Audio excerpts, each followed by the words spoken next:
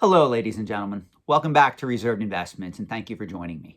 So back in 2021, Collectibles expert Harry Rinker wrote an article entitled Deja Vu All Over Again. And for those of you that follow Harry Rinker, he's retired now, but for those of you that know who he is, he's a very well-known expert in the antiques and collectibles trade. This is from column 1784 that he did, and this was written about mass speculation that was occurring during the pandemic in the vintage and modern era sports card market. And Harry Rinker, I'm not going to read the whole article to you. He concluded this article by stating the following: time is a great equalizer in terms of assigning value to antiques and collectibles. There are no fixed prices and no guarantees of what an object will be worth in 5, 10, or 50 years. There is one guarantee I will make: there is less risk investing in an established stock market fund than in antiques and collectibles. And I echo this statement to this very day. As a matter of fact, I talk about this consistently on this channel because there's a lot of people that still do not understand the concept that any type of antique or collectible that we are talking about, whether it's a rare coin, whether it's a high-end piece of art, whether it's a Pez dispenser, a Beanie Baby, or even just a vintage comic book, all of these items are 100% speculative. They have no underlying cash flows. We have no idea what these items are going to be selling for 5 years from now, 10 years from now, or even 50 years from now. And there's a reason why I'm starting this particular video in this manner. If you've ever been on an online collecting forum, if you've ever been in an online collecting Facebook group, maybe even you watch a lot of TikTokers or YouTubers that cover your favorite collecting category in the antiques and collectibles trade, there are certain statements that people continually repeat as fact in regards to speculating and investing in the overall antiques and collectibles trade. And a lot of these statements that people perceive to be factual are actually very dangerous myths. And if you believe in these myths, you are setting yourself up to fail from a financial perspective if you truly are attempting to speculate and invest in these markets over the short term or over the long term.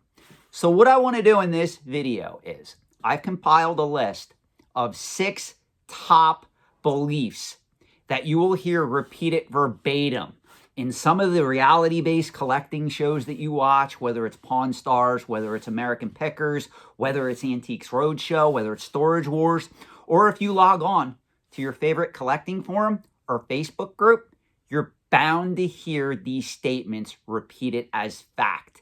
They are not facts. They are myths.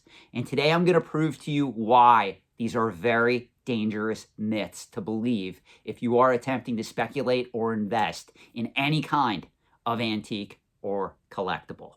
So the first myth that a lot of people take as factual evidence, as a factual statement, is there is a buyer and a market for every object. This is 100% false, and I want to make you very aware of this. Going back to how I opened up this video with a statement by collectibles expert Harry Rinker. Harry Rinker once said, there is a price that every object will not sell. I can honestly expand on that and state that price point can be as low as 1 cent. This is something that a lot of people do not realize. What is popular and hot right now is not usually what was popular and hot back in the 1980s, back in the 1990s. And it's not what is going to most likely be hot 10, 20, 30, 40, or 50 years from now. When you were talking about investing in antiques and collectibles, what you are attempting to do is analyze a collecting market or a collectible in general and try to look X number of months, X number of years into the future and imagine what dynamics would have to take place for that particular item to go up in value. It is nothing more than speculation. Now, are there some fundamentals behind it? Meaning, can you study these markets utilizing investment fundamentals, utilizing basic information that we have that makes up the antiques and collectibles trade and come and formulate a more educated guess than that of your typical speculator? The answer is yes. That's why we have this thing called collectibles finance. The problem is most people do not understand how these markets work. They do not understand the driving force behind them. Case in point, I get a lot of emails, I get a lot of comments from people that find my work and they say to me, Sean, you know what? It's all speculative. There's no difference if I put my money in a Funko Pop or a Beanie Baby or a comic book or a rare coin. And this is where I have to say, it's speculative, but there are certain collecting markets, certain markets that make up the antiques and collectibles trade that are a better long-term investment than others. For instance, I've said this before. If you take a gun to my head and you tell me I have to pick certain collecting categories that are going to stand the test of time, I hate to tell you guys, I'm not going after pop culture collectibles. I'm going after coins, currency, historical documents, high-end pieces of investment-grade art, items of that nature.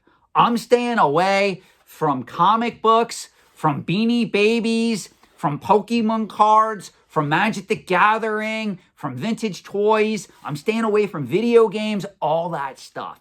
Simply because when we look at the fundamentals that make up the antiques and collectibles trade, antiques are more cyclical, whereas collectibles are more linear. There is no guarantee that 50 to 100 years from now, people are still going to be collecting and going after comic books. Or for that matter, even Pokemon cards, or Magic the Gathering game cards, or even video games. Those items are more speculative than that of rare coins, currency, historical documents, pieces of high-end art, certain categories on the antique side of the equation that have pretty much been around for hundreds of years at this point. So all is what we're doing is we're looking at fundamentals, we're looking at the market dynamics, and we're making educated guesses based on that information that we have in front of us. If you truly believe there is a buyer and a market for every object, you are setting yourself up to be nothing more than a glorified hoarder. And this can get you into trouble, because if you're just going to go after things that you think there is a buyer and market for without paying attention to the potential return on investment or the risk of tying up your money in that market, you are not a very wise speculator. Always remember, guys, your most valuable asset is time. It's not money. Warren Buffett's a billionaire. I guarantee you, anybody watching this video would not want to trade places with Warren Buffett simply because he's in his 90s. Any given day, he could, I hate to say this, not to sound morbid, he could drop over dead. Just like I was hearing about in the last week, Charlie Munger, the number 2 guy at Berkshire Hathaway who works directly with Warren Buffett. He died. He was 99 years of age. Time is very important. It is your most valuable commodity. This is why you will see me get in so many heated discussions in the comment section. Somebody's 22, 24, 26, 28 years old, and they're going after cryptocurrency, gold, silver, collectibles. They're not putting any money away in index funds, in a well-diversified financial portfolio. The reason why it's important to do that when you're young is because you have time value of money on your side. All the money that you put in that well-diversified portfolio, devoted to stocks, bonds, mutual funds, ETFs, and the like, it's going to compound, and you're going to have years to take advantage of that compounding. If you wait until you're in your 40s or 50s to start investing, I hate to say it, yeah, better late than never, but guess what? You've lost all of those years of potential compounding interest and returns for your money. This is why when we look at this and you hear somebody say there is a buyer and a market for every object, they are not analyzing investments properly. Do not listen to those individuals. The next myth is a very popular myth, and there's a lot of Timmies, Kimmies, and Poindexters that come at me with this one. They say, Sean, you don't understand how popular Pokemon is. Or Sean, everybody loves Mario or Zelda or Metroid. Great at video games or going to the moon. This time, it will be different. I love when people in the antiques and collectibles trade try to tell me this time will be different. Like these markets, we don't have any history to look at. All these markets in the antiques and collectibles trade, all is what they do is change and evolve. Again, what was popular back in the 1980s and 90s is not what is popular now in most cases. What's going to be popular in the year 2040 and 2050 is most likely not what is popular now. If you go in with the mindset, this time it will be different, it's Pokemon, or it's video games, or it's comic books, whatever it is, you are doing yourself a great disservice because you're not understanding that your collecting category, your preferred favorite collecting category, does not exist in a vacuum, devoid of all market fundamentals, devoid of what's happening in the overall macroeconomic economy at any given time. I have a lot of Pokemon collectors coming to me saying, well, Sean, Pokemon is still going up in value. And in certain cases, depending on what numbers you want to manipulate and look at, that's true. But I hate to tell you, Pokemon cards have also suffered a downturn, just like comic books, just like other pop culture collectibles. Now, not as bad as great at video games, because that market was allegedly manipulated. But make no mistake, all of these markets at present time are pretty much down with few exceptions. Does that mean you can't make money in them? No, of course not. If you buy right, if you buy low enough, if you get something that you're able to buy into the market at a discount and sell it for a premium, you're gonna make a profit. But make no mistake, this time will not be any different. All of these markets change and evolve. All of these markets are predicated on the overall strength of the macroeconomic economy. All of these markets are governed by the same fundamentals. It doesn't matter if it's Pokemon. Again, it doesn't matter if it's comic books, rare coins, art. They're all governed by the same fundamentals, guys. The next myth, and this is something that I hear repeated often on a lot of Lego collecting forums, on a lot of Pokemon forums, on a lot of pop culture collecting forums, is be fearful when others are greedy, and be greedy when others are fearful. Now, to be fair, this was said by investing legend Warren Buffett, okay? This is a great quote if you are applying this concept to index-based mutual funds in the financial markets. So if it's 2008, 2009, the whole economy is pretty much crashing around you, you have the money, you want to go into the market, and you want to invest in an S&P 500 index fund or a total stock market index fund at that time, you are making a wise decision, because that's what I did, and that's why I'm sitting pretty. One of the many reasons that I'm sitting pretty right now in my late 40s. If you want to be greedy when others are fearful, when it comes to financial investments that have a lot of stability, that's why I'm bringing up index funds, not individual stocks in this scenario. By all means, that can work for you. But if you apply this logic to the antiques and collectibles trade, especially those of you that are investing in pop culture collectibles, do you really want to be greedy when others are fearful of Pez dispensers, Beanie Babies, Star Wars figures from the 1990s, Atari, Coleco, and television video games and systems that went through a speculative bubble back in the late 1990s? Is this the stuff that you want to be buying when the bubble bursts? You want to be buying it for pennies on the dollar? Because if you did that back then, today, you would have lost your proverbial ass, because none of those markets recovered. None of those markets went back up in value. And guess what?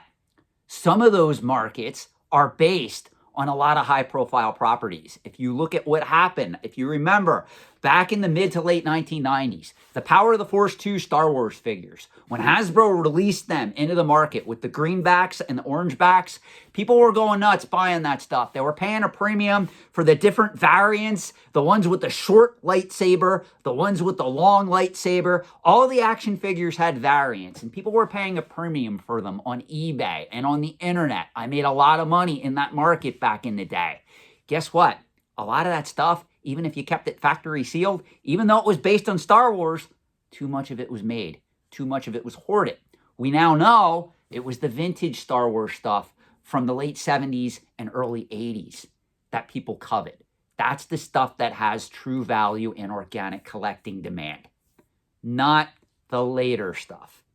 So being greedy when others were fearful would not have yielded any results. And on the flip side, if you want to talk about being fearful when others are greedy, that can help you if you play it smart. For instance, if you notice that comic books are hitting an all-time high, don't invest in comic books. Well, that's easier said than done because most of the Timmies, Kimmies, Poindexters, wannabe speculators, uneducated investors, they always invest in reverse in the antiques and collectibles trade. I did a video on this, guys. If you go back and watch the video I did about Boba Fett, when the book of Boba Fett premiered on Disney Plus, or when Moon Knight premiered on Disney Plus, people were paying a fortune for the first appearance of Moon Knight, Werewolf by Night 32, CGC 9.4.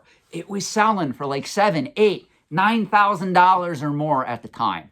Today, you want a copy of Werewolf by Night 32 and CGC 9.4, you can buy it for a little under $5,000. That's the current going rate.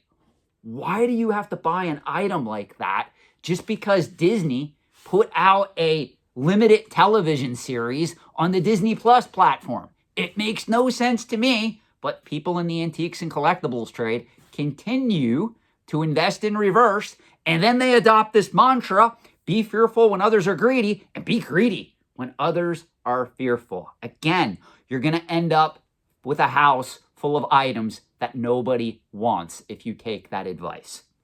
Next, there's an excellent myth, and you'll hear this myth talked about on American Pickers, on Storage Wars, even Pawn Stars. Somebody will walk into the shop and they'll try to negotiate with good old Rick about buying their particular item, and they'll tell Rick, hey, they're not making any more, therefore it has value and it'll always have value. That is 100% false, guys. Please understand that supply, or lack of supply in this case, only matters if there is organic demand. If there's no organic demand in the item that you have that they're not making any more of, it means absolutely nothing. And also understand, organic demand can change at any given time.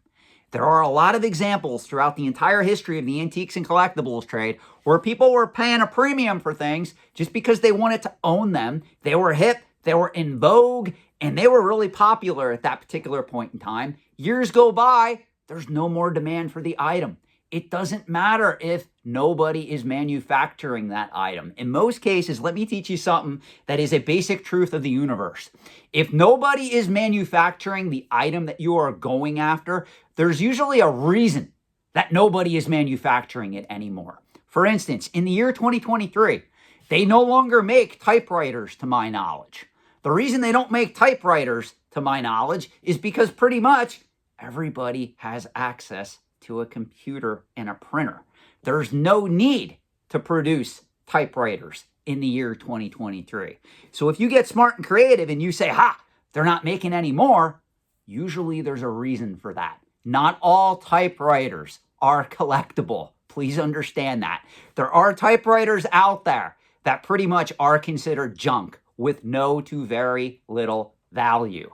Just because they're not making something does not mean it has value in the collectibles market or even on any secondary market platform, okay?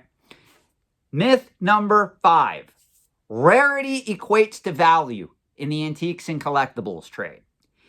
Let me give you the truth. In collectible markets, demand actually matters more than rarity, but rare items in demand are even better. Rarity in and of itself, however, means absolutely nothing. If you don't believe me, go and find a 4-leaf clover. If you ever find one, it's considered rare. No one's going to pay you for it. No one's going to pay a premium to get that 4-leaf clover from you. It has no value, but it does have rarity. The antiques and collectibles trade is filled with examples of this mantra in action. Go and study a lot of collecting categories that came and gone, and you're going to see this particular myth in action. And if you believe it to be factual, you're going to get slapped in the face with a stale donut. Now, the last myth that is a myth, and I want to be very clear on this, that kind of correlates with this, is age equates to value. In the antiques and collectibles trade, I am sorry to tell you, age does not equal value. As a matter of fact, you can make a strong argument in the year 2023 that the age of something has a very little effect on the overall value of something. Case in point, I love both comic books and I love coins and currency. I did a video where I showed off part of my currency collection. I have in that collection an 1896 $1 silver certificate that is graded by PMG in 66 EPQ condition. The value of that particular item in 2023, right now, as I'm filming this video, is around roughly $7,000. In my comic book collection, I have a copy of House of Secrets 92 in CGC 9.4 condition. For the record, House of Secrets 92 was published in 1971. The value of my House of Secrets 92 in CGC 9.4 condition is valued at roughly $17,000 to $18,000 in today's market. So you can see where I'm going with this. The comic book from 1971 is more valuable than the very high grade $1 1896 silver certificate. Age does not mean value in the antiques and collectibles trade. This is why when a lot of you comic book collectors come at me and say, Sean, you don't understand. My copy of Giant Size X-Men 1 is 50 years old. Or my copy of Amazing Spider-Man 129 is almost 50 years old. Or you can substitute any of the key books from the Bronze Era. You can go Incredible Hulk 181, Incredible Hulk 180, whatever book you want to put in that category that's of that same age. The age does not give it value. The fact that it is in demand is what gives it value.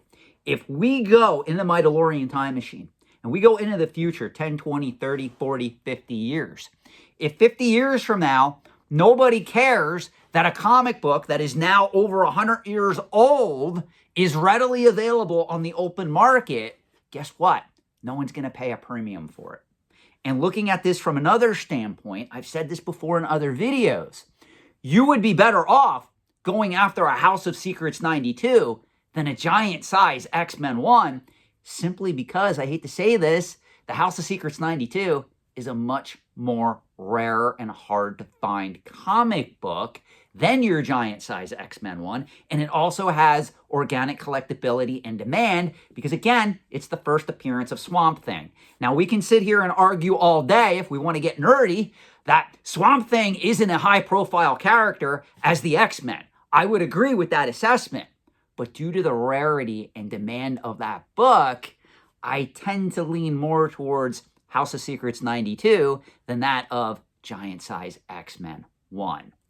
You guys need to understand one thing when we're looking at this market, antiques and collectibles as investments. The collectibles market is filled with speculators who think they are investors, and these individuals think they know the value of everything, but fail to understand the true cost of anything.